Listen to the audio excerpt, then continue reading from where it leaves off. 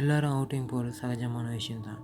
அதே மாதிரி தான் நம்ம படத்தோட ஹீரோயினும் அவங்களோட அப்பாவும் அவுட்டிங் போகிறதா சொல்லி ஒரு ஹாண்டட்டான வீட்டில் மாட்டிக்கிறாங்க.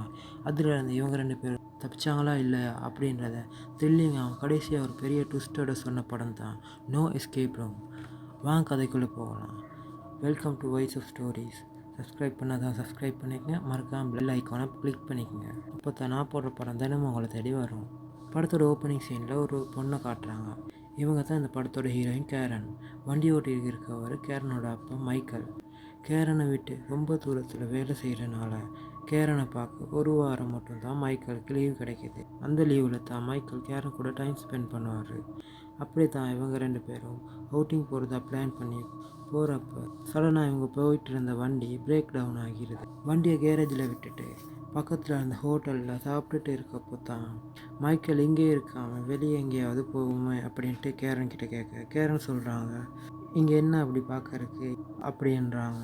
மைக்கேல் இதை பார்த்துட்டு அங்கே இருந்த பேப்பரில் இருந்த இங்கே என்னென்ன இடங்கள் சுற்றி பார்க்கறக்கு அப்படின்ட்டு பார்க்குறப்ப கேரனுக்கு பிடிச்ச எஸ்கேப் ரூம் அப்படின்ற கேம் இருக்கிறத தெரிஞ்சுக்கிறாரு.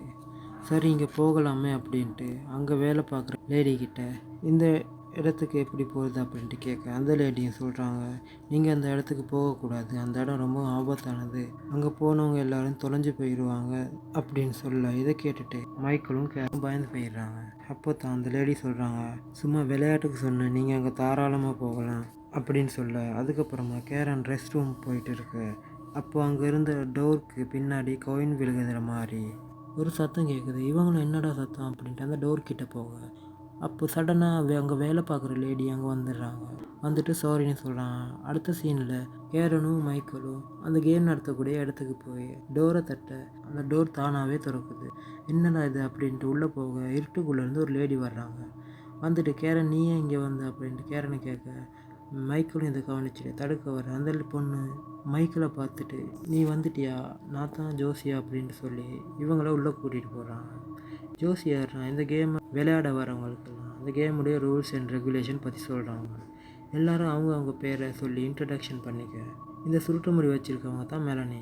அப்புறம் அவங்க பக்கத்தில் இருக்கவர் இவங்களோட பாய் ஃப்ரெண்ட் ட்ரெய்லர். இந்த ஒயிட் ஷர்ட் போட்டு இருக்கவர் தான் ஆண்ட்ரோ. ஜோசி வித்தியாசமான டீயை கொடுத்துட்டு இதை குடிச்சிங்கன்னா கேமோட நல்லா கனெக்ட் ஆகலாம்னு சொல்கிறாங்க. அவங்கக்கிட்ட இருக்க எல்லா எலக்ட்ரானிக் பொருட்களையும் வாங்கிட்டு எல்லாருக்கும் ஒரு அக்ரிமெண்ட் பேப்பரை கொடுத்துட்டு அதில் சைன் வாங்குறாங்க. அதில் என்ன போட்டிருக்குன்னா, இந்த கேமில் என்ன சார் பிரச்சனை வந்தால் எங்களுக்கும் அதுக்கு எந்த சம்மந்தமும் இல்லைன்னு. இதை பார்த்துட்டு மேலனே சொல்கிறாங்க, இதை பார்த்து ஒன்றும் பயப்படாதீங்க, இது வழக்கமான ஒரு விஷயந்தான், என்ன கொஞ்சம் வித்தியாசமாக ப்ரெசென்ட் பண்ணியிருக்காங்க. இவங்க எல்லோரும் மேலனே சொன்ன அடுத்த நிமிஷம் சைன் பண்ணிடுறாங்க. இவங்க எல்லோரும் ஏன் மேலனே கேட்டு சைன் பண்ணுறாங்கன்னா, இதற்கு முன்னாடியே மேலனே இங்கே வந்து விளையாண்டுருக்காங்க, இது 2வது தடவையாக இங்கே வந்திருக்காங்க. இது என்ன தான் ஒரு கேமாக இருந்தாலும் அதுக்குன்னு ஒரு ஸ்டோரி வேணுமா, அந்த ஸ்டோரியை தான் இப்போ ஜோசி சொல்ல ஆரம்பிக்கிறாங்க. சில வருஷங்களுக்கு முன்னாடி பக்கத்து ஊர்களில் ரொம்பவும் வித்தியாசமான சம்பவங்கள் நடக்க ஆரம்பிக்கும். இதை பார்த்துட்டு பாதிரியார்கள் என்ன சொல்கிறாங்கன்னா, இது சாத்தானுடைய வேலைன்னு. அதோட டாக்டர் என்ன சொல்கிறாங்கன்னா, இது வெறும் மனப்பிரமை தான் அப்படின்ட்டு சொல்கிறாங்க. அப்போ தான் தெரிய வந்துச்சு, இதுக்கெல்லாம் இன்வென்டர்னு சொல்லக்கூடிய ஒருத்தர் தான் காரணம்னு. அவர் பற்களை ஆராய்ச்சி பண்ணுறதை தான் இங்கே வந்திருந்தார். ஆனால் அவருடைய செயல்கள்லாம் போக போக வித்தியாசமாக மாறிட்டு இருந்தது. இதை தடுக்கிறதுக்காக 5 பேர் அனுப்பியிருந்தாங்க. அவங்க திரும்ப வரவே இல்லை. அவங்கள காப்பாற்றுறது தான் அவங்களுடைய வேலை. வழியில் அவங்களுக்கு உதவி செய்கிறதுக்காக ஒவ்வொரு ரூம்லேயும் ஒரு சாவி இருக்கும். அதை கண்டுபிடிச்சி அடுத்த ரூமுக்கு போக 1 மணி நேரம் தான் அவங்களுக்கு கொடுப்பாங்க. சும்மா சரி உங்களால் கேம் கண்டினியூ பண்ண இயலானா அவேக்னஸ் சொல்லுங்கள், உங்களால் கேமை விட்டு வெளியே போயிடலாம் அப்படின்ட்டு ஜோசி சொல்கிறாங்க. சொல்லி முடிஞ்ச அடுத்த நிமிஷம் பார்த்தா அங்கே இருந்த ஜோசியையும் காணோம், அந்த ப்ரொஜெக்டரையும் காணோம். சரின்னு பக்கத்து ரூமுக்கு போக அங்கே அந்த டைமர் ஓட ஆரம்பிச்சிருச்சு. மேலன்னு இதை கவனிச்சுட்டு கேம் ஸ்டார்ட் ஆகிடுச்சு காய்ஸ்ன்னு சொல்கிறாங்க. எல்லோரும் க்ளூஸை கண்டுபிடிக்க ஆரம்பிக்கிறாங்க. கேரன் அங்கே இருந்த ஒரு மியூசிக் ஆல்பத்தை எடுத்துகிட்டு இதில் எதுவும் க்ளூ இருக்கலான்னு போட்டு பார்க்க மெலனி இதை பார்த்துட்டு பாம்பும் அப்புறம் காகமும் பற்றி தான் இதில் சொல்கிறாங்க அப்படின்னு சொல்லி அங்கே இருந்த மாஸ்க் எல்லாத்தையும் ஆர்டர் பண்ணி வைக்க, அதே சமயம் ட்ரெய்லர் அங்கே இருந்த ஒரு மாஸ்க் எடுத்து போட்டு பார்க்க அதில் மெலனி பக்கத்தில் ஒரு கருப்பு உருவம் இருக்கதை பார்த்துட்டு நீங்கள் யாராவது அந்த உருவத்தை பார்த்தீங்களான்னு கேட்க யாருமே பக்கத்தில் பார்க்கலன்னு சொல்லிடுறாங்க. அப்போ தான் ஆண்ட்ரூ அங்கே இருந்த லேம்பை ஆன் பண்ணிவிட அதில் வந்த வெளிச்சம் மூலமாக அந்த மாஸ்கில் ஒரு சில நம்பர்ஸ் உருவாகுது. இது அங்கேருந்து லாக்கர் நம்பராக இருக்கும் அப்படின்ட்டு சொல்லிட்டு ட்ரை பண்ணி பார்க்குறாங்க. லாக்கரும் ஓப்பன் ஆகிடுது. அதுக்குள்ளே இருந்த சாவியை யூஸ் பண்ணி அடுத்த ரூமுக்கு போயிடுறாங்க. அங்கேயும் வழக்கம் போல் டைமரோட ஆரம்பிக்க மெலனி அங்கே இருந்த டெலிஃபோனில் க்ளூ ஏதாச்சும் இருக்கலான்னு ட்ரை பண்ணி பார்த்தா அந்த ஃபோனும் ரிங் போயிட்டுருக்கு. அந்த பக்கம் யார் பேசுகிறான்னா மெலனியை தான் பேசுகிறாங்க. இவங்க யாருக்கும் ஒன்றும் புரியலை. அந்த மெலனி என்ன சொல்கிறாங்கன்னா டெய்லர் கூட பேசுகிறேன்னு சொல்ல டெய்லரும் டெய்லர்கிட்ட அவங்க என்ன சொல்கிறாங்கன்னா உடனே அங்கேருந்து கிளம்பிடு, அங்கே இருக்காத அப்படின்ட்டு சொல்கிறாங்க. அப்போ கேரன் டெய்லருடைய காதில் ரத்தம் வர்றதை கவனிக்கிறாங்க. டெய்லரும் அதை பார்த்தா ஒரே புழுவாக அவர் இருக்க மாதிரி விளங்குது. டெய்லரும் அந்த ஃபோனை கீழே தூக்கி போட பார்த்தா இதெல்லாம் ஒரு செட்டப்னு எல்லாரும் புரிஞ்சுக்கிறாங்க. ஆனால் டெய்லரால் மட்டும் இதை ஏற்றுக்கவே முடியலை. ஏன்னா அவர் கண்ணால் பார்த்த மாதிரி இல்லையா இருந்துச்சு. இதுக்கு மேலே இருக்க முடியாதுன்னு சொல்லிட்டு வேக் அப்படின்ற வார்த்தையை சொல்லி கேமை விட்டு வெளியே போயிடுறாரு. அடுத்ததாக இன்னொரு க்ளூவும் கிடைக்கிது. அது என்னென்னா ஒரு டைப் ரைட்டர். பட் அதில் இருக்கிற லெட்டர்ஸ் எல்லாம் தப்பாக இருக்குது. அப்போது கேரன் அங்கே இருந்த கிளாக்கை கவனிக்கிறாங்க. அந்த கிளாக் வேலை செய்யாமல் சரியாக 10:12 நிற்கிறதா சொல்ல. இதை கேட்டுட்டு மெலனி இது ஏன் ஒரு ரேடியோ ஃப்ரீக்குவென்சியாக இருக்கக்கூடாது அப்படின்ட்டு அங்கே இருந்த ரேடியோவை டியூன் பண்ணி பார்க்க அதில் ஒரு சில லெட்டர்ஸ் சொல்கிறாங்க. அதை டைப் பண்ணி பார்க்க அந்த லெட்டர்ஸ் எல்லாத்தையும் சேர்த்து பார்த்தா ராத்திரி நேரத்தில் 5 பேர் காணாமல் போனதாக சொல்கிறாங்க. ஒன்றுமே புரியலையே அப்படின்ட்டு பார்த்துட்டு இருக்கப்போ கேரனுக்கு ஏதோ ஒரு விஷயம் ஸ்ட்ரைக் ஆகுது. வேகமாக போய் அந்த கிளாக்கோட நீடில் 5 கிட்ட கொண்டு போய் நிறுத்த அதுக்குள்ளே இருந்து ஒரு சாவி கிடைக்கிது. அதை யூஸ் பண்ணி ஒரு கதவை திறந்து பார்க்க அங்கே ஜோசி காயப்பட்ட நிலைமையில் விழுந்து கிடக்குறாங்க. அப்போ ஜோசி எப்படியாவது மாஸ்டர் கீயை கண்டுபிடிங்கன்னு சொல்ல அந்த டோரும் தானாகவே மூடிடுது. யாராலையும் இதை நம்பவே முடியலை. என்னடா கேம்னு கூட்டிகிட்டு வந்துட்டு இப்படி பண்ணுறாங்கன்னு பயந்து போயிருக்கப்ப மைக்கேல் அவேக்னு சொல்ல அந்த கதவு திறக்கவே மாட்டேங்குது. அப்போ ஆண்ட்ரோ ஒரு கதவை கவனிக்கிறாரு. அதில் மேல் பக்கமாக சின்னதாக ஒரு கிளாஸ் டோர் இருக்குது. இதில் கேரனால் மட்டும்தான் போக முடியும்னு சொல்ல கேரன் டோரோட அடுத்த பக்கத்துக்கு போயிட்டு பார்க்க ஜோசி மாதிரி ஒரு உருவத்தை கண்டு அதை ஃபாலோ பண்ண ஆரம்பிக்கிறாங்க. இந்த பக்கம் எல்லாரும் அந்த டோரை உடைக்க ட்ரை பண்ண அந்த டோரும் தானாகவே திறந்துடுது. அதே நேரம் கேரனும் அந்த உருவத்தை பின்னாலே போய் ஒரு பாலடைஞ்ச பில்டிங்குள்ளே போகிறாங்க. அது பார்க்க மனிதர்களை அட்டாப்சி பண்ணக்கூடிய இடம் மாதிரி இருக்குது. அதே நேரமாக யாரும் அங்கே கதவை தட்ட ஆரம்பிக்க கேரன் அதை பார்த்து பயந்து அங்கேருந்து அட்டிக் மாதிரி ஒரு இடத்துல ஒழிஞ்சிக்கிறாங்க. அதே சமயம் மைக்கேல் கேரனை தேடுற நேரமாக ஒரு டோரோட கீ ஹோலில் வெளிச்சம் வரதை கவனிக்கிறாரு. அந்த டோரும் தானாகவே திறந்துடுது.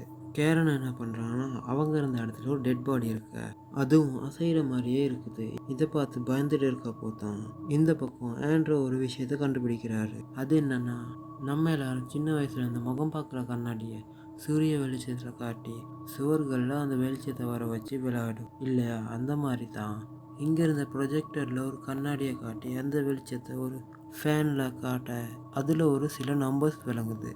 இதுவும் ஒரு க்ளூவாக இருக்கலான்னு அங்கே இருந்த நம்பர் லாக்கில் போட அதுவும் ஓப்பன் ஆகிடுது. மைக்கேலும் ஆண்ட்ரோவும் வெளியே வந்துட்டு மெலனியை கூப்பிட மெலனி அந்த ப்ரொஜெக்டரையே பார்த்துட்டு இருக்காங்க. அதே சமயம் இவங்க போக வேண்டிய கதவும் மூடிக்குது. சரி இங்கேருந்து போகலாமேன்னு போக அந்த வீடியோவில் இருந்த மாதிரியே இவங்களுக்கு நடக்க ஆரம்பிக்குது. அது என்னன்னா இவங்க ஒரு டோர் வழியாக வெளியே போக ட்ரை பண்ண மறுபடியும் இன்னொரு டோர் வழியாக அதே இடத்துக்கு வராங்க.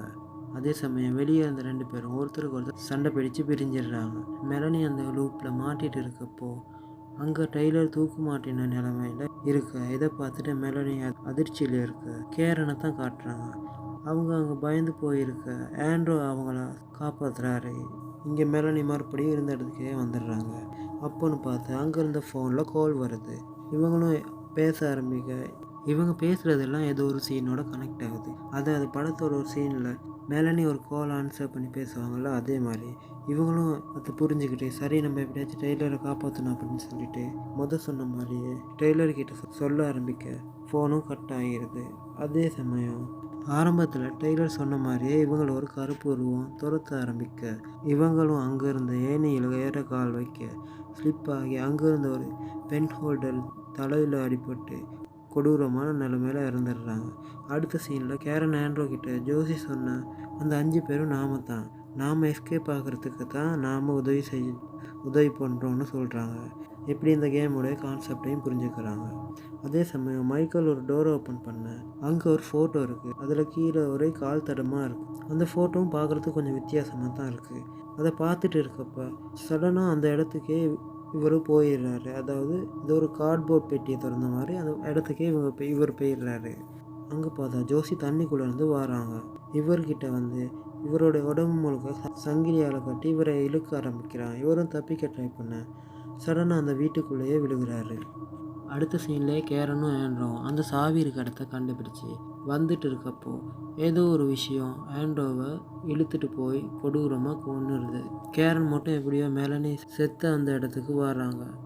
அதே சமயம் மைக்கேலும் கேரனோடைய வயசை கேட்டு அந்த இடத்துக்கு வந்துடுறாரு. அப்போது இந்த இடம் மறுபடியும் ரீசெட் ஆக ஆரம்பிக்குது. மைக்கேல் இதை கவனிச்சுட்டு இவங்க அந்த கீயை கண்டுபிடிக்கிறதுக்காக செஞ்ச எல்லா விஷயத்தையும் மறுபடியும் செய்ய ஆரம்பிக்கிறாங்க. அப்போ தான் மறுபடியும் ஜோசியை மீட் பண்ண ஜோசி செத்து கிடந்த இடத்துக்கு வராங்க. அப்போது அவங்க தெரிஞ்சுக்கிறாங்க ஜோசி கழுத்தில் இருந்த அந்த செயினில் இருந்த கீ தான் அந்த மாஸ்டர் கீன்னு. மைக்கேலும் அந்த தேடிட்டு இருக்கப்போ கேரன் சொல்கிறாங்க, நான் அந்த லேபில் இருந்தப்போ ஒரு அட்டாப்சி ரிப்போர்ட்டை பார்த்தேன்.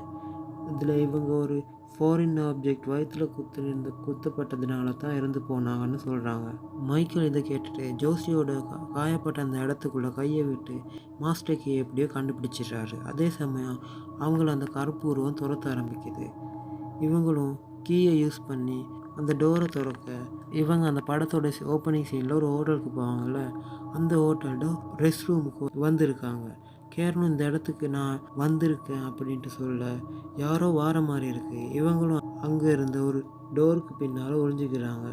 அப்போ அங்கே யார் வந்திருக்கானா நம்ம கேரன் தான். இதை பார்த்துட்டு இவங்க 2 பேருக்கும் செம்ம ஷாக்காக இருக்குது. முன்னாடி நடந்த மாதிரியே அந்த கேரன் ஏதோ அமானுஷ்யமாக ஃபீல் பண்ண இவங்களும் இவங்க கையில் இருந்த அந்த கோயினை கீழே போட்டுறாங்க.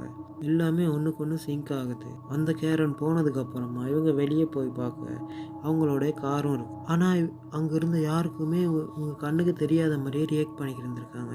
இவங்களும் அங்கேருந்து தப்பிச்சா போதுமே அப்படின்ட்டு எப்படியாச்சும் காருக்கு போய் கீயை போட கீஹோலை பார்த்தா அந்த கேமில் இருந்த மாதிரியே ஒரு கீ ஹோல் இருக்குது. பார்த்தா அவங்க இன்னுமே இந்த கேம்குள்ளே தான் இருக்காங்க. இது ஒரு லூப்பாகவே தான் நடக்குது போல்.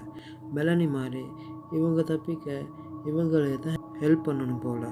இப்படி ஒரு பெரிய ட்விஸ்ட்டோட இந்த படமும் முடியுது. ஸோ இந்த படம் உங்களுக்கு பிடிச்சிருக்கா? இந்த மாதிரியான படங்களை தொடர்ந்து பார்க்கணுன்னா நீங்கள் பண்ண வேண்டியது ஒரே ஒரு விஷயந்தான். நம்ம சேனலை மறக்காமல் சப்ஸ்கிரைப் பண்ணி வச்சுக்கோங்க. அந்த பெல் ஐக்கானை கிளிக் பண்ணிக்கோங்க.